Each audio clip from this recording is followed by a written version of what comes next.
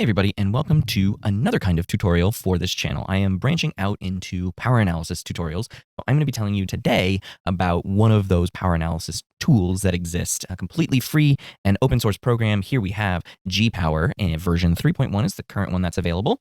And if you just type in G-Power in your search bar, you'll be able to find it immediately. I will include a link in the description below for direct access to download G-Power. So this sort of goes in line with the J-Power video that I released previously on my channel. Those are specifically, that module in Jamovi is specifically for t-tests, all kinds of t-tests. But G-Power is a far more powerful power analysis tool with all sorts of different tests, which we'll go through. I have a few problems, power analysis exercises that we'll go through to help with each of the videos, and this will do one power analysis problem per video. So I expect this to be a tutorial series, just like my Jasmine, my Jamovi, and my Excel. So this first video, this episode 1, is meant to introduce some of the features of it, and then there'll be an additional video for how to do specific power analysis tests based on what you want to do. So let's take a look first and foremost at the window that we have here. So it's a very unassuming program. I'm assuming that it looks the same for Windows. I have not looked recently, but I did have G-Power on a Windows machine not too long ago, but I've since replaced all of my Windows machines with Mac machines. So here I have G-Power 3.1, and when you open it, you get this sort of unassuming window. You can't resize it. You can minimize it, but to close it, you have to quit it. So, you can minimize it. You can't maximize it. This is what you get. You have two views. We have central and non-central distributions. So this is the kind of this is the location of the program that you will put in all of your information for what kind of power analysis you want to do. And then if you click over protocol of power analysis, it'll bring up a little window that you can get verbal information from. So when there's nothing here now because I haven't run anything. So we're going to go ahead and leave it as default. Now down here, you get the test family. So we have different kinds of test families, and the same works on the menu bar. In the menu, I'm not entirely, so that it's duplicated on Mac. It might not be duplicated on Windows because of how Windows handles programs. But here we have test family, and so we have exact power analysis tests, we have F tests, T tests, chi-squared tests, and Z tests. So the family of tests is what you're going to start with. So in the first tutorial video, where we will start with T tests, and then so the test family really dictates what kind of statistical test will appear here. And so here we have all of the different kinds of t-tests that exists. So here we have correlations and regressions. So bivariate regressions with one group, two group, and fixed models. And then your well-known means-based tests. So two dependent means, so a paired samples t-test. Independent means, your two-group independent samples t-test. Difference from a constant, your one sample t-test. And then our non-parametric Wilcoxon tests. So we have our signed rank test for matched pairs. We have our signed rank test for a one sample case. And then we have the Wilcoxon-Mann-Whitney U test for our independent samples non-parametric test. Or you can even just do, I don't know what any of those things mean, so we'll do generic tests. So that's kind of what you're going to look for here in statistical tests. And I'll go through more of those. I don't know how to do all of them, so I'll be upfront. I will only produce videos for the power analyses and tests that I know how to do. So this is not going to be a comprehensive how to do all the things in G-Power. It's going to be all the things that I know how to do in G-Power, and there's a dearth of tutorials on YouTube for how to do these things in G-Power. So that's what we'll try to do. Now, so by default, when you open it up, it'll be t-tests as your test family, and it'll be on correlation. You just make sure you have to choose what you want from the default. Now, the third drop-down menu here is type of power analysis, right? So here we have type of power analysis. So by default, it is a priori. So computing the required sample size, because you already know alpha, we're going to leave that as by default 0.05, power, and effect size. And power is going to be the power that we would like to achieve, and effect size is probably going to be something that either we've calculated or we have gotten from previous research. Now, you can change the kind of power analysis.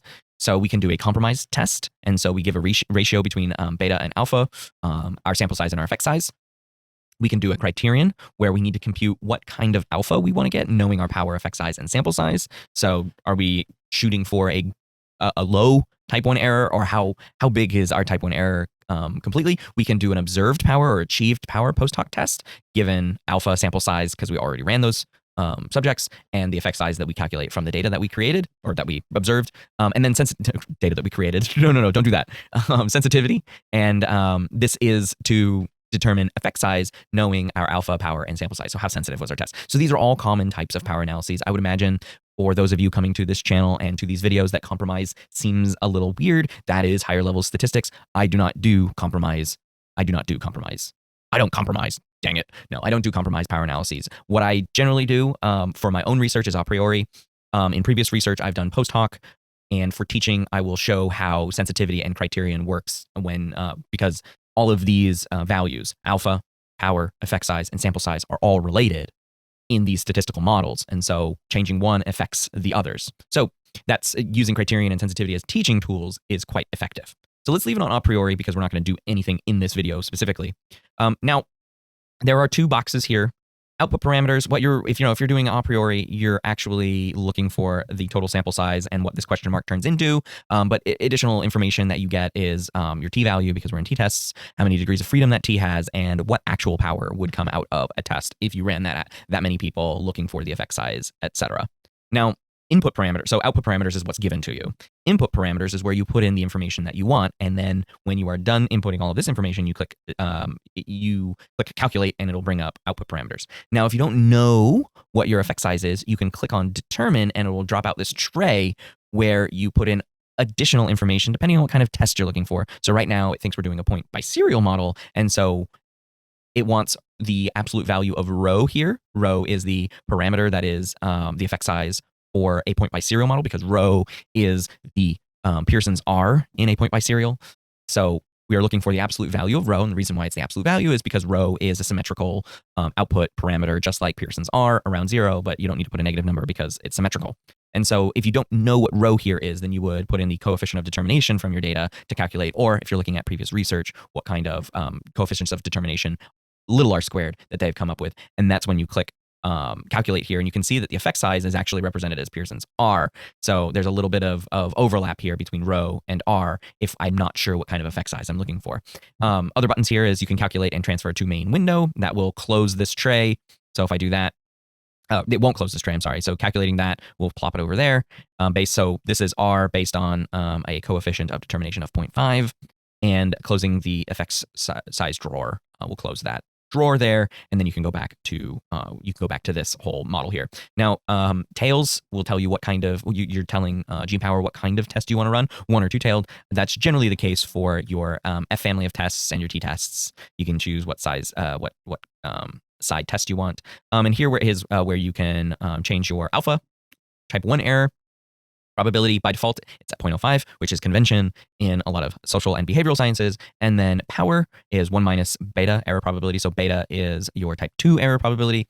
And by default, it's always at 0.95. 0.95 is a great power to strive for, but I don't know how realistic it is in detecting effects. So the convention in a lot of social and behavioral sciences is to change this to 0.8.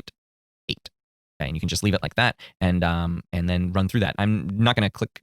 Well, I guess I'll click calculate for this one. I haven't gone through what any of these numbers mean, besides what these two mean and what I guess rho is, but oh, that's right. Hovering over effect size will give you conventions. Now, rho is based on R, so for this particular point-biserial model, 0.1, 0.3, 0.5 is similar. So this is a very large effect size if we take this as 0.71. But if we click on calculate, what you get when you do that is you get your non-centrality parameter delta, 2.8. I'm not entirely sure what this means. I've never been told what that is supposed to be, but here is your critical t value. So this is the point at which your one-tailed test, so all 0.05 is going to overlap this red distribution.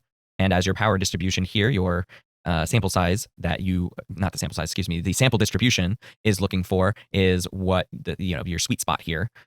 So it appears that, and we only need 6 degrees of freedom because this is for rho, and for Pearson's R, degrees of freedom are n-2.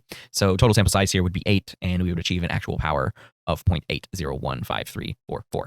Xplot range for statistics. So you can use GPower to graph things if you'd like, or you can put them into tables. Let me pull it over here. So you can graph or table by putting in all of these stuff, and you can have this draw the plot, and there you go.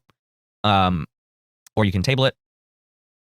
I don't know if the table, I haven't really played with this kind of stuff, so I probably won't be showing this on any of these videos, but that is XY plot range of values if you really wanted that. But now that we have something here is the protocol of the power analysis.